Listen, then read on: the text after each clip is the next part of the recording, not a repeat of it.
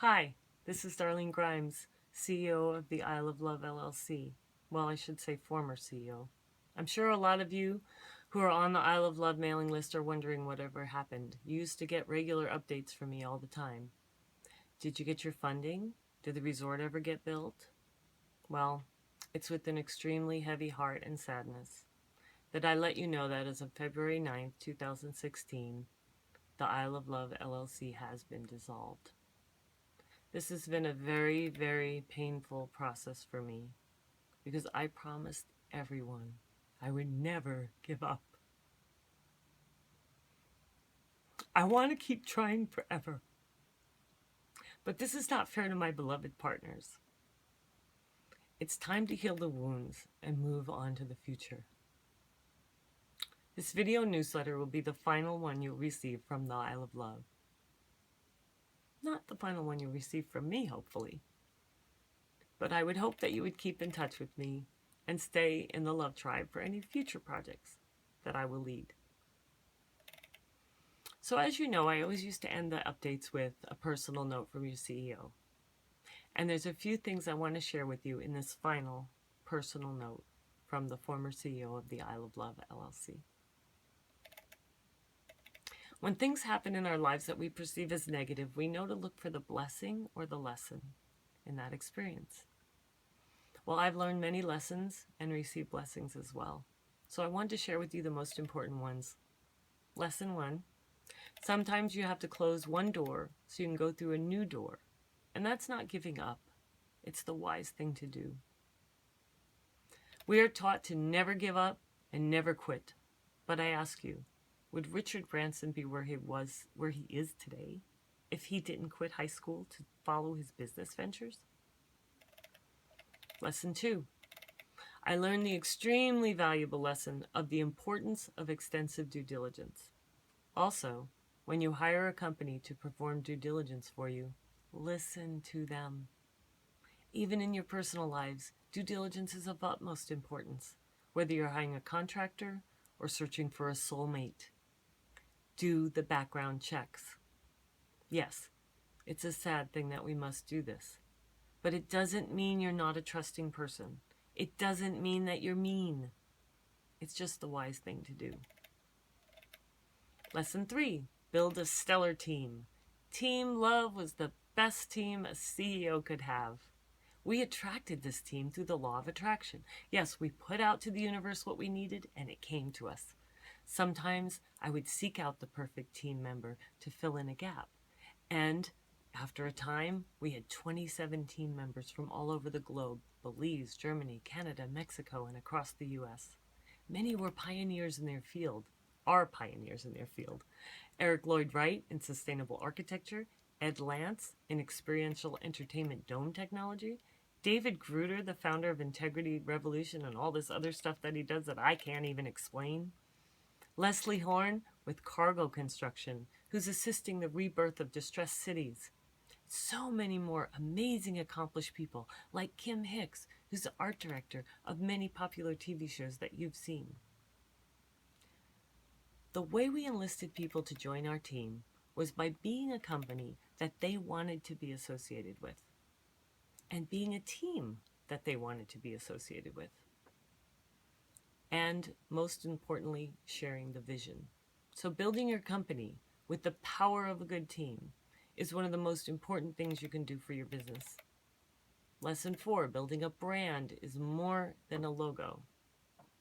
We took on a major challenge with our brand as we were Blue Ocean, something that had never been done before. And it was a definite branding challenge for people to understand that we were not a swingers resort and we were also not a romance resort.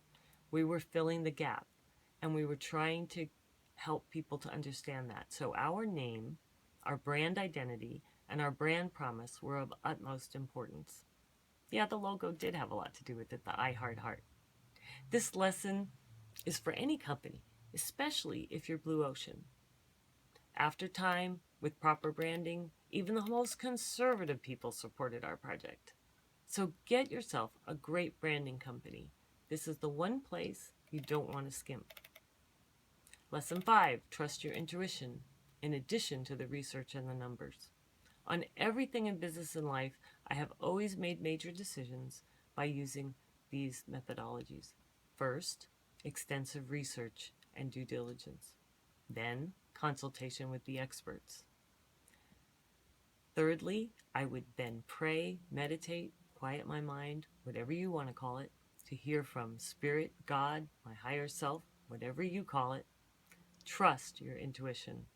If the first two things check out, and on paper and screen, everything looks right, but your gut is screaming at you and doing somersaults, don't do it. But on the other hand, many successful businessmen have gotten there because they listened to their guts and not the advice of experts or the spreadsheets and research that they had at the time. Just watch the documentary about Steve Jobs and Bill Gates, and you'll see that time after time.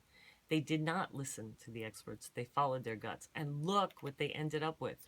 Changing how everyone in the planet works, billions of dollars in their pockets, and foundations that change the world for the better. It's not too shabby listening to your intuition. Lesson 6. Give your business a spiritual practice. Care for the soul of your business as well as the operations and the team. This lesson is so vast that I actually wrote a book about it. It's called Business Soul Care, 5 Ways to Give Your Business a Spiritual Practice. From day one, I incorporated spirituality and spiritual principles into our business, and this is how we were able to build so much momentum so quickly. And this is also how we were able to help the team get through a time of tremendous upheaval. The Wise Spirit Council, established at that time, met together every single day for over 3 years, and anyone who joined the call was blessed and supported in their journey. Lesson 7, stay in integrity, even if those around you urge you to go to the dark side. This lesson is a very loaded one. It's also the most important one to me. I was able to close the Isle of Love knowing that under its leadership, we all stayed in integrity. As soon as we knew someone on the team stepped out of integrity, they were asked to leave by the entire team. Legal action was taken, but it was kept quiet.